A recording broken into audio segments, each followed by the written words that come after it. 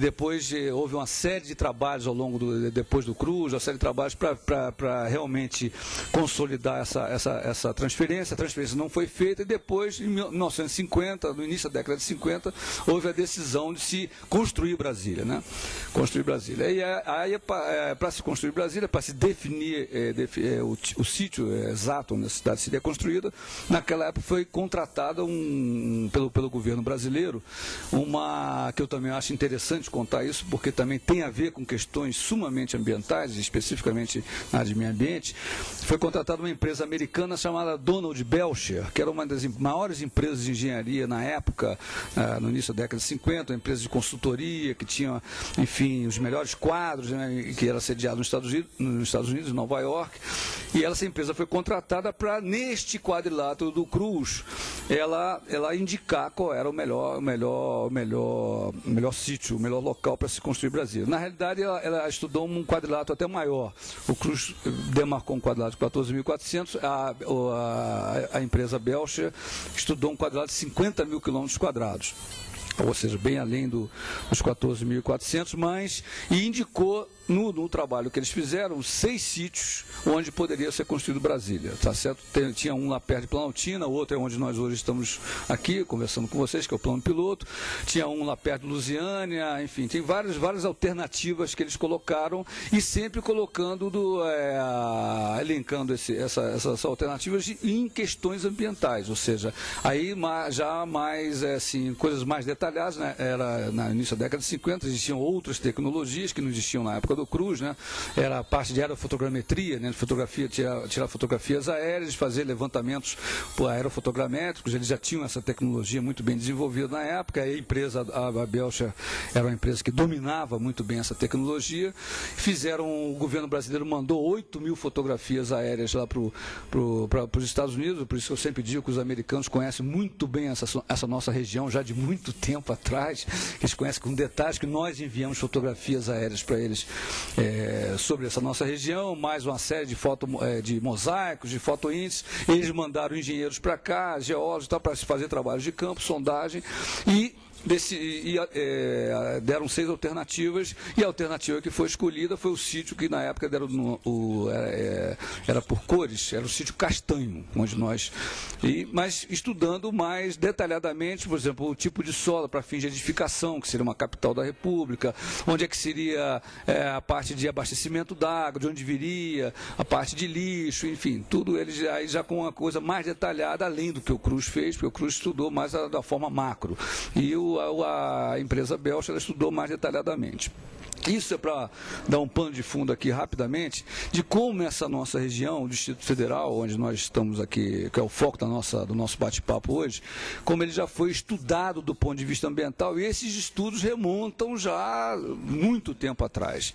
E trabalhos muito bem feitos, trabalhos muito bem elaborados, e inclusive com alertas. Por exemplo, esse trabalho da Donald Belcher, que também foi consubstanciado num relatório que está à disposição nas melhores bibliotecas aqui da cidade, do Senado, da Câmara Legislativa tem também, da UNB, enfim, tem um resumo que foi recentemente, a questão de uns 13 anos atrás. Esse trabalho foi reeditado por uma empresa aqui do DF chamada Codeplan, que é uma empresa do Complexo Administrativo do DF, reeditou esse trabalho e tem ele distribuído aí. O Senado recentemente também fez uma publicação, enfim, tanto do Cruz como do Belcher.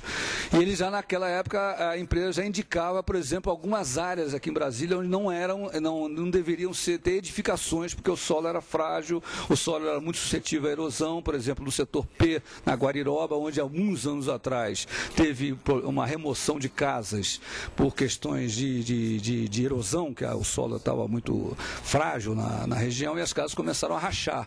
Teve um problema sério naquela época, não lembro qual foi o governo, mas tiveram que remover aquelas casas, tirar as pessoas de lá, exatamente num sítio onde a empresa tinha indicado que ali não deveria se edificar porque o solo não era adequado para isso. E a gente, infelizmente, não atendeu o que o relatório estava indicando e deixamos todo mundo construir as coisas lá, e o resultado foi um prejuízo, não só para as pessoas, como para o governo, enfim, para todo mundo, porque não levamos em consideração o alerta que o relatório Belcher tinha feito. Entre outras questões, por exemplo, o Cruz, por exemplo. Na época do Cruz, o botânico que veio na região já aventou a possibilidade, já em 1890 e tantos, de ter um lago exatamente na posição hoje onde está o Lago Paranoá, que é um lago artificial.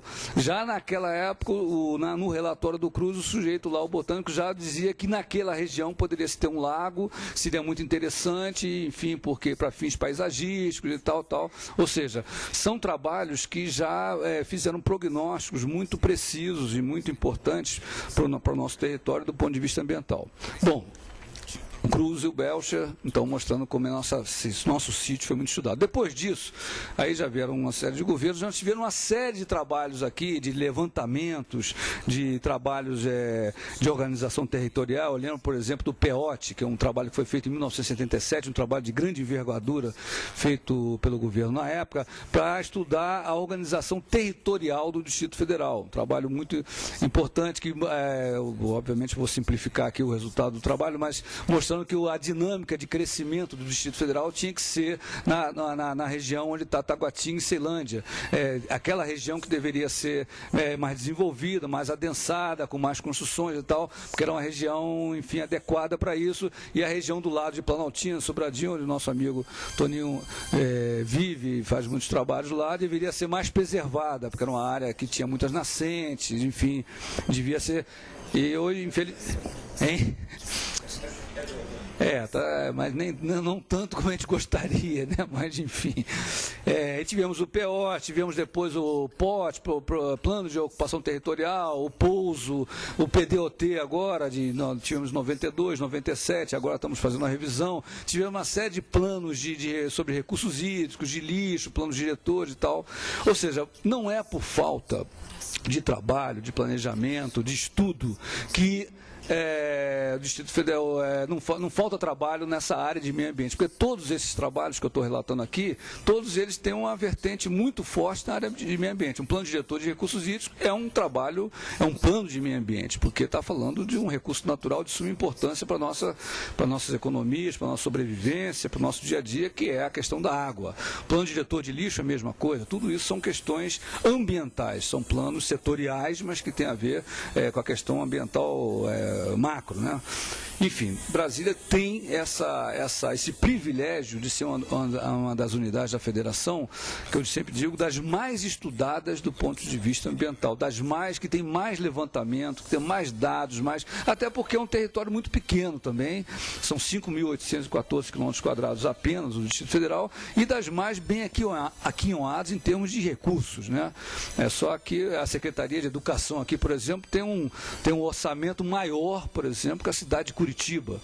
Ou seja, tem mais grana, recebe mais dinheiro, tem mais recurso que uma cidade do porte de Curitiba. Ou seja, nós temos um orçamento, assim, em termos de recursos, assim, uma coisa muito grande. Então, nós estamos muito privilegiados sobre esse aspecto. Fora o fato de sermos a capital da República, temos aqui uma cidade que é patrimônio cultural da humanidade, ou seja, uma série de elementos que favorecem essa questão ambiental.